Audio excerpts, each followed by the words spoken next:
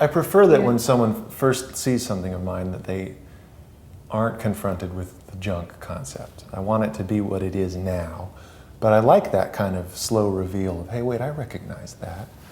And it does give me pleasure to be able to say that these things are almost entirely found. There's very few made elements in them.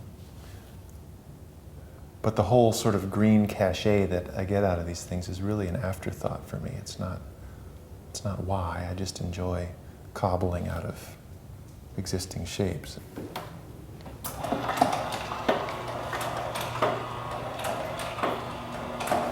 So the scale of the objects I collect and pieces I produce are kind of dictated by the shape and size of this room. So this is the comfortable area of scale to work in.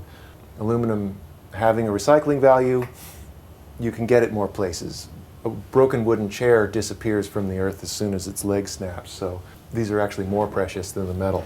So do you feel like you have a personality in mind when you create them? They all seem to think they're tough, and none of them are. And I guess that's the theme that tends to tie them all together, is a kind of hollow bluster that I guess I kind of relate to. To be 100% honest, I really work kind of blind. I'm digging through stuff and something will just sort of switch the light on in my head and I'll decide, oh, this would be really cool if I turn this into this, and then I'm sort of off. And there aren't a whole lot of conscious decisions through the process. Bigger pieces require more forethought so that they don't fall apart. I have to think more steps ahead just for them to be structurally sound and safe and all of that. As with all these pieces, though, the majority of the time is spent in ways that people never see. There's a crazy amount of structural work underneath this table so that it looks like he's standing on a table, but there's really an aluminum frame with wheels and things, so it's sturdy and safe and can be moved around.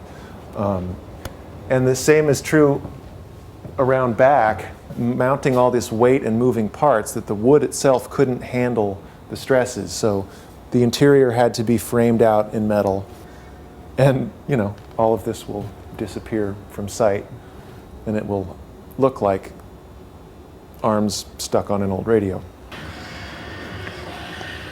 So the contrast will be sort of a cool, cozy lit, safe environment within this big, clumsy, sort of angry thing.